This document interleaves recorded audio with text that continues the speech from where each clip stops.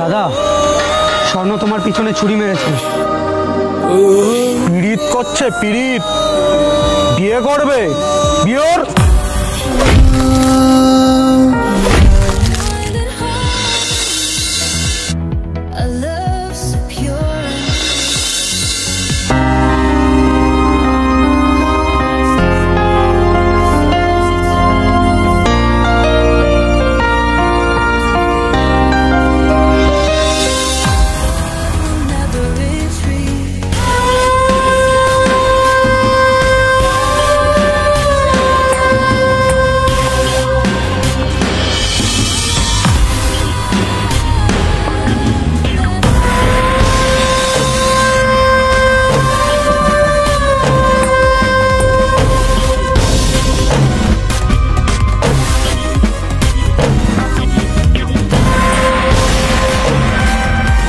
শম্ভু শম্ভু শম্ভু, হ্যাঁ? বাড়িতে বসে তো বেশ শান্তিতে নিউজ পেপার পড়ছেন, কিন্তু এদিকে আমাদের যে ঘুম উড়ে গেছে। শুনুন, একটা এলাকায় একটাই রাজা থাকে, আর সেটা লোকেশ ঘোষ। এই এলাকায় কোনো নির্দল ফিরদল চলবে না, বোঝা গেছে? ভাই, পোস্টারটা ছিল।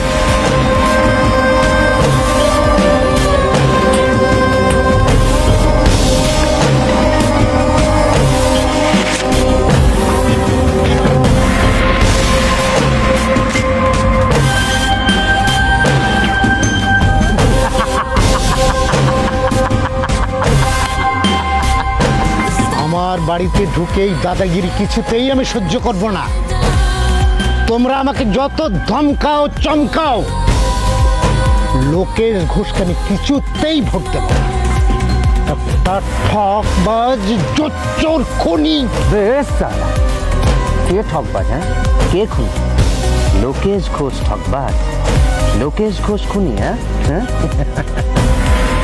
বললাম না, একটা এলাকায় একটাই রাজা থাকে, আর সেটা লোকেশ ঘোষ।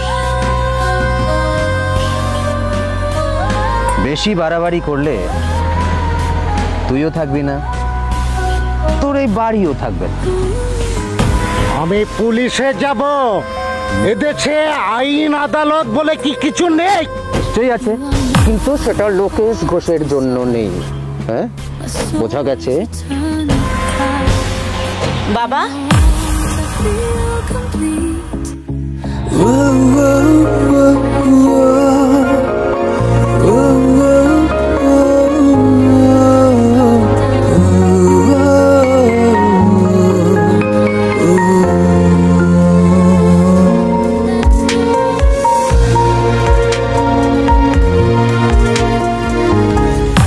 ভাই, শম্ভুকে সেটা দিয়ে ওর মেয়েটাকে নিয়ে ডিনার করলেই তো হয়। মা, তুই ঘরে যা। তোরা বাড়ি মানে? বাড়ি যাও মানে? ও, বুঝতে পারলাম, মালটাকে তুই একা খাওয়ারই ধান্দা করছিস। বললাম না বাড়ি যা। বুড়োকে মারতে এসে কি বুড়োর মেয়ের প্রেমে হাবুডুবো খাচ্ছিস? দাদা যদি জানতে পারে না, তোকে একদম খলাস করে দেবে। তোর দাদাকে গিয়ে বলবি যে এই বাড়িতে কোনো খুন খারাপই হবে না, কারণ এটা আমার শ্বশুর বাড়ি। যা, বাড়ি যা।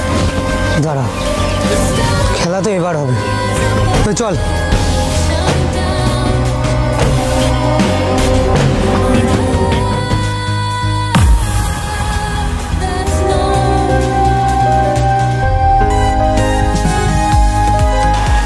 এই যে আমি আপনার প্রাণ বাঁচালাম, তার পরিবর্তে আপনাকে আপনার মেয়ের সাথে আমাকে বিয়ে দিতে হবে। আমি আমার মেয়েকে কোনো গুন্ডার সঙ্গে বিয়ে দেব না। কাকা, আপনার কাছে কোনো অপশন নেই। আর চিন্তা করবেন না, আপনার মেয়েকে আমি খুশি রাখবো।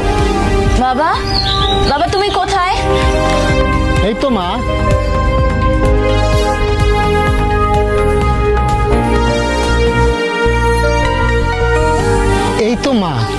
এই তো আমি।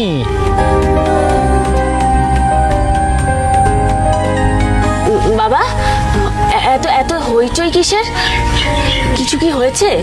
কিছুই নয় রে মা, কিছু লোক এসেছিল চাঁদা নেওয়ার জন্য, তারা চলে গেছে। ও চলো তোমাকে খেতে দিয়ে দিই।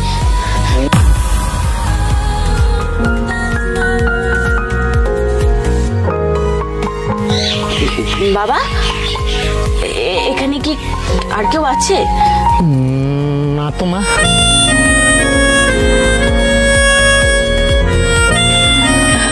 আমার কেন জানি মনে হচ্ছে এখানে আমরা ছাড়াও অন্য একজন আছে।